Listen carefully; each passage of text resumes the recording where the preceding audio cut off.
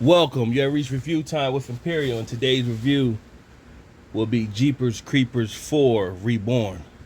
Let's get into it. Subscribe to the channel and like the video. Shall we begin? Now, the Jeepers Creepers series began in the early 2000s. It started off as like a B movie. One of the movies that didn't hit the theaters. You had to catch it. I don't want to say on the black market, but you had to be.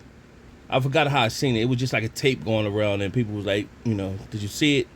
And we tuned in, and it was good. It was a classic, instant. Then part two came out, and by that time everybody caught on, and it was a bigger budget. And then part two was decent. So let's just go over the cast for this one. You got Sydney Craven plays as Lane, main actress. You got Emran Adams plays as Chase. Peter Brook plays as Stu. Ocean Navarro plays as Ocean Navarro. Gabriel plays as Sam. Georgia Goodman plays as Lady Manila.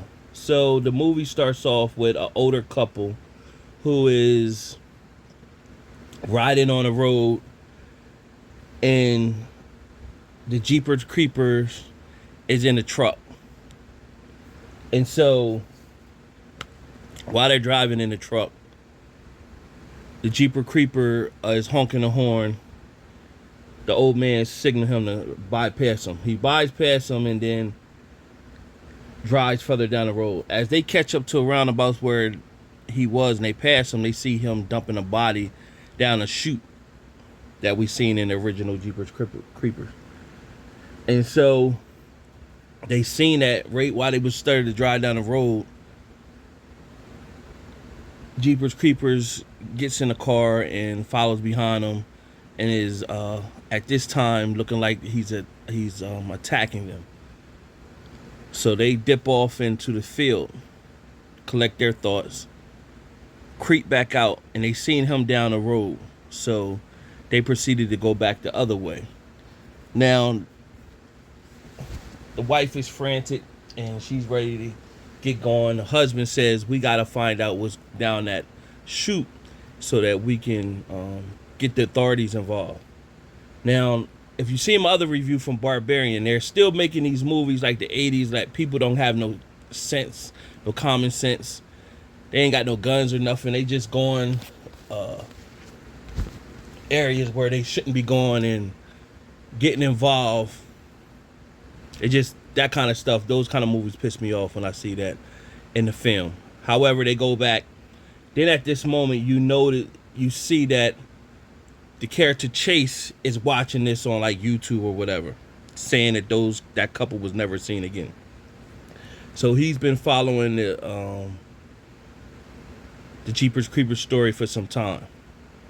And so his girl was even like, didn't they make a movie about that? So she's driving, and out of nowhere, she just pulls over. And when she pulls over, she's throwing up. So you instantly can say, well, she's throwing up. You get the message she could be pregnant. You see this white crow appear above her. Now, she's on the phone talking to her friend, Sam, and he's supposed to meet up with them. But one of the goofy parts of the movie as well, he's in the middle of nowhere driving down this road out of nowhere, and says pulls over because he got to use the bathroom. Now, instead of him just getting out using the bathroom right next to the car, he goes and deeps in the woods.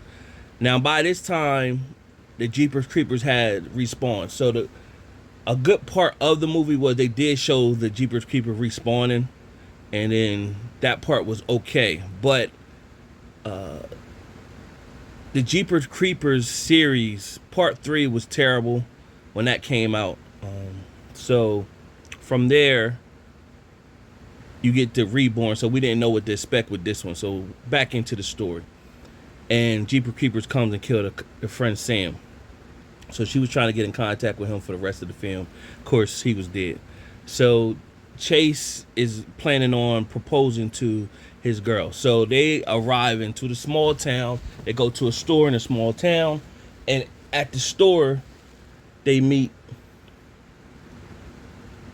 Lady Manila, and she pretty much can sense that the girl is pregnant, and she's making voodoo dolls.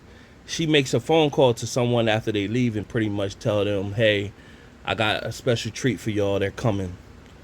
So that's another thing. You go in a small town, don't be telling your business, because even though that's in a movie, I have to believe that kind of stuff is true. You're telling your business.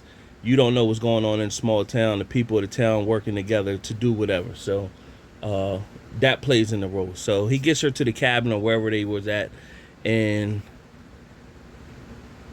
of course he doesn't know she's pregnant, and she don't know he's about to propose to her, or maybe she do. She sensed, because she kind of sensed it later on in the film, and he's ready to go to the haunted house attraction, and she's steady trying to call her friend and can't get a hold of the friend. So they get to the haunted house attraction.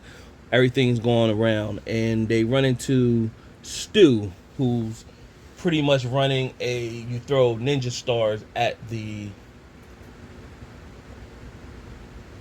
mannequin to win a prize. But he had the bone stars that was Jeepers Creepers make. He had those, and of course we all know those is real sharp.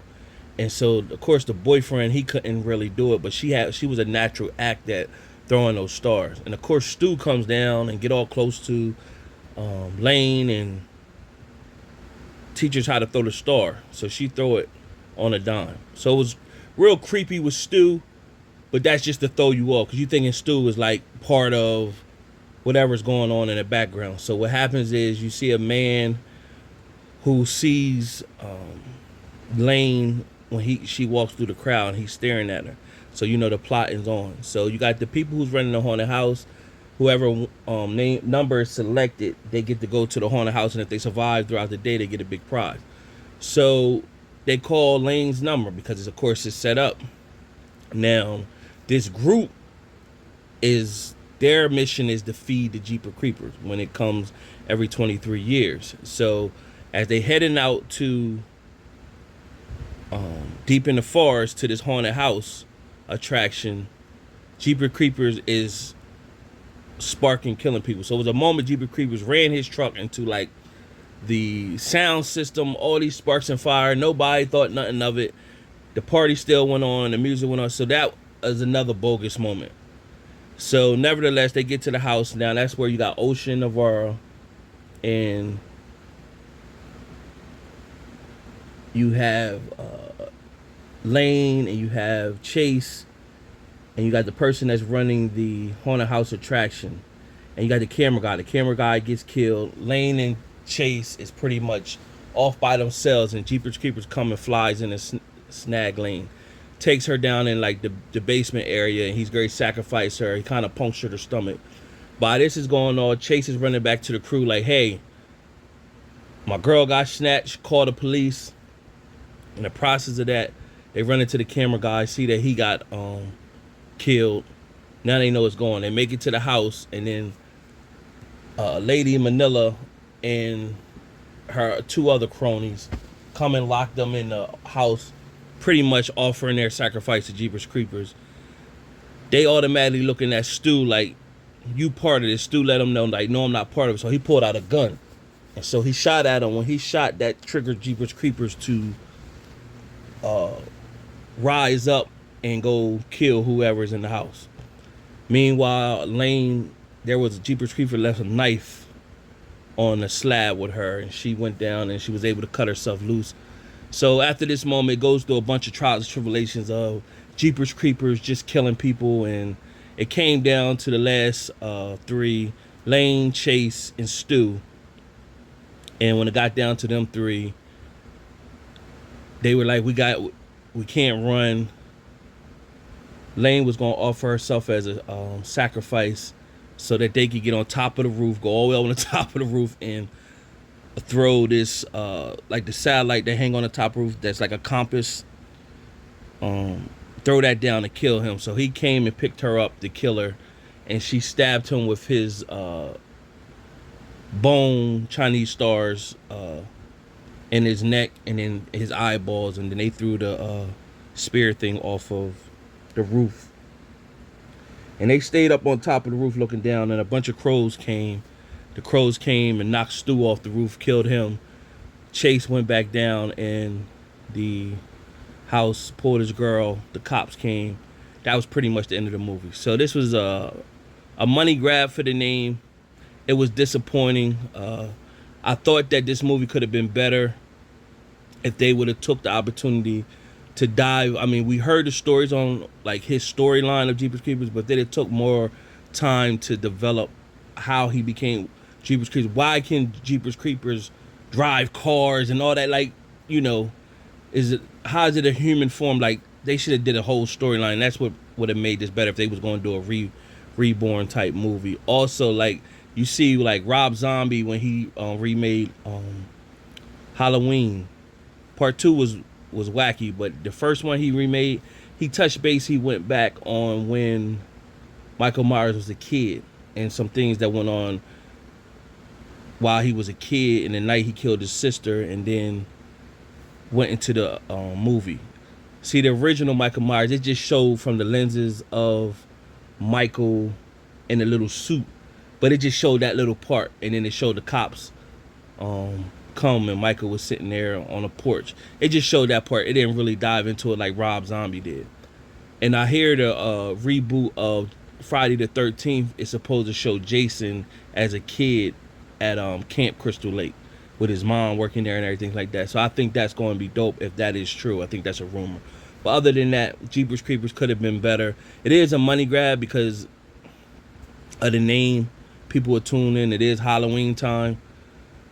Don't waste your time. Wait, this should have been a movie that came out on Hulu or something like that. Not even Netflix. Just went to Hulu or one of them shows that come out on Sci-Fi or something like that, and you just happen to watch it one time. Out of my 4-star rating system, I'm going to give this movie a 1 out of 4 stars. Subscribe to the channel, like the video. Till next time.